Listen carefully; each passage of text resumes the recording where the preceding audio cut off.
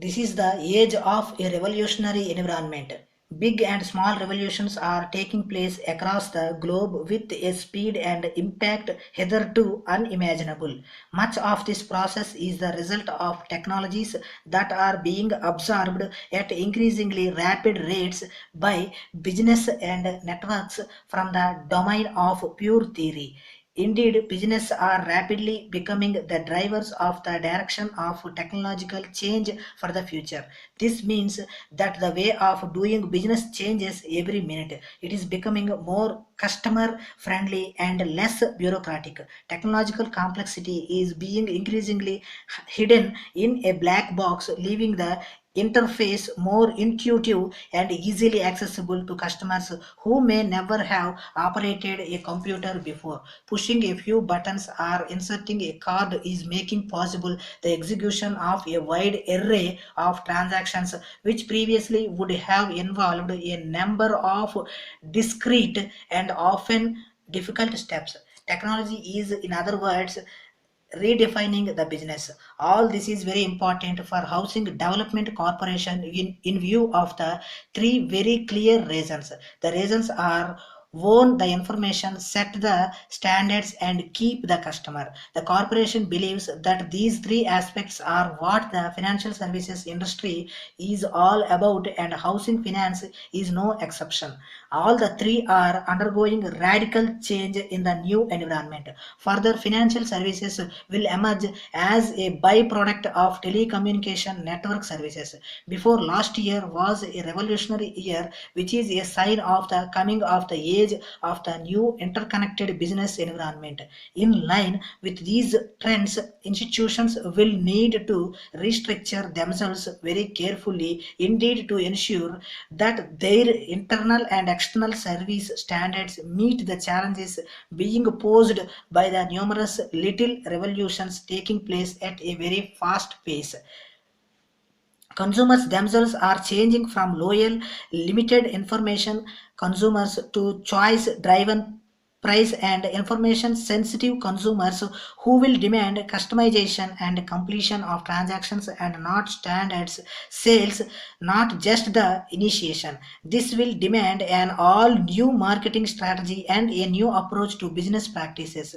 Marketing will need to become much more active, segregating data and approaching a targeted cliently. Customer loyalty will only emerge as a result of an institution's capacity to not only control the end points of the transaction but permit access on an open-ended consolidation engine which permits the customer a range of services, not all of which necessarily supplied by the same institution but apparently produced in a seamless whole.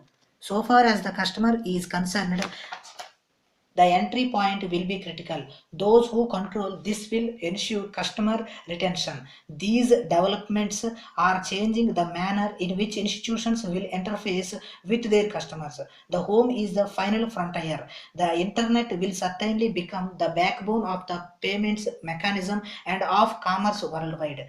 The technology currently exists for the security required for transactions. Actually, it is undertaken on the net, and a pioneer of the technology has already launched a bank based entirely on virtual banking. Technology will seriously affect the intervening process.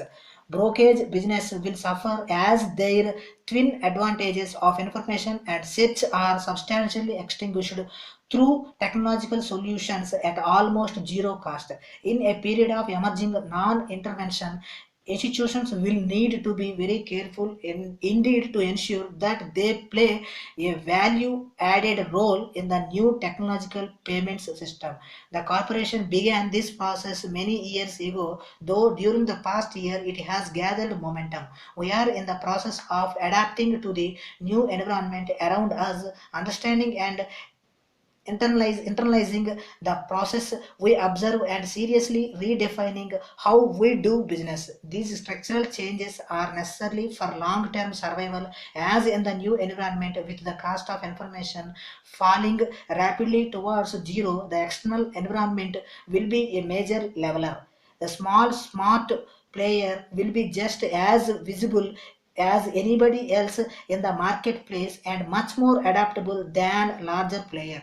Next process is the process of constantly searching and finding better ways in which to respond to the environment, using the simplest tools at our command to shape an organization much fitter to face the challenges of tomorrow. For the corporation, service management both within and without the organization is the measuring rod which measures the efficiency with which the corporation is in touch with the changing needs of its employees and customers in terms of both product design and delivery. Enhancing this efficiency with participatory management practices is its way of ensuring that true adoption does indeed occur.